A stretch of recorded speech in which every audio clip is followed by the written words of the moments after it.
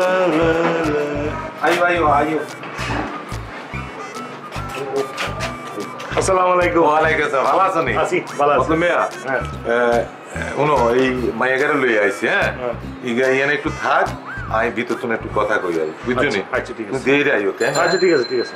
এই মায়া তুমি এনে থাও, আই আইতেছি। হ্যাঁ,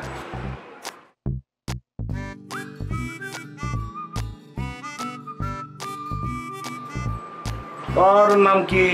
আমার নাম মায়া। হ্যাঁ, মায়া। মায়া। বাবা বাবা, বেশ ভালো। তোমাদের কি অনেক মায়া? খুব ভালো। তা তোমার ইয়া কই, বাড়ি কই? আমার বাড়ি চট্টগ্রাম। হ্যাঁ, চট্টগ্রাম।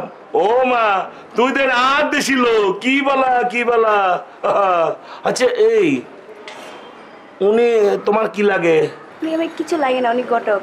উনি আমার বাবাই উনিকে পাঠাইছে, আমার বিয়ের পার্টার জন্য পাঠাইছে। অবু কবু তোমার বিয়ের জন্য এনেছে? অবু কবু এই ছোট মেয়ের লিস্ট বিয়ে দিবেন লাই? অবু কবু কি খারাপ ঘটো, কি খারাপ ঘটো। ও মাইয়া,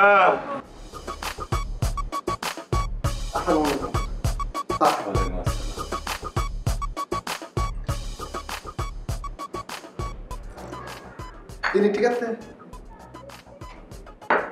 ভাই? একটা কথা, ক। আপনি তো বিয়ার সম্বন্ধ করেন না? হ্যাঁ, বিয়ার সম্বন্ধকে সব বড়লোক লেগা গরিব লেগেছ নাই? আরে এতে কি এক হয়? আই বিয়ার সম্বন্ধ করি, ধনী গরিব কানা খোড়া লুলা ব্যাগেরে করি, বুঝছো নি? ও খুব ভালো, খুশি হলাম। হ্যাঁ, তো তুমি এখান কি লেজি কও? নিজের কথা কেমন কই? বিয়ে করবি কেন? ঠিক আছে, কিরম মায়া তোর দরকার কইয়া না? সাধারণ অসাধারণ দরকার নাই, টোল পড়লে ভালো হয়। আচ্ছা আচ্ছা আচ্ছা, খুব ভালো, সব ব্যবস্থা করে দেন, তুই কোনো চিন্তা করিও না। তুই তো একটু মানে আমগো এই কমিশনটা তো লাগে। কমিশন? তা হাগলনি লাগতো না কিনলে কমিশন হয়েছে আজ যে খাটাখাটনি করুম, এই বাড়তি হইব না, টোল আলা মাইয়া আনা তোর সোজা কথা নেই, এটালে আর কমিশনটা দিতে হবে, বুঝছি? কিরম লাগতে পারে? লাগতে পারে, তুই তো আঙো নিজের মানুষ, আমার বন্ধুর বাসায় তুমি আসো, তো তুমি বেশি নিতেন না, ধরো 5,000 টাকা দিলে হইব। 5,000 টাকা? হ্যাঁ, কই পামু? আরে তুই বিয়ে করবি কেমনে, তারপরে আবার টোল আলা মাইয়া চাস।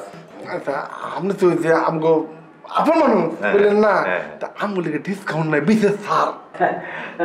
আসসালামু আলাইকুম। ওয়ালাইকুম আসসালাম। কেমন আছেন? হ্যাঁ, ভালো আছি।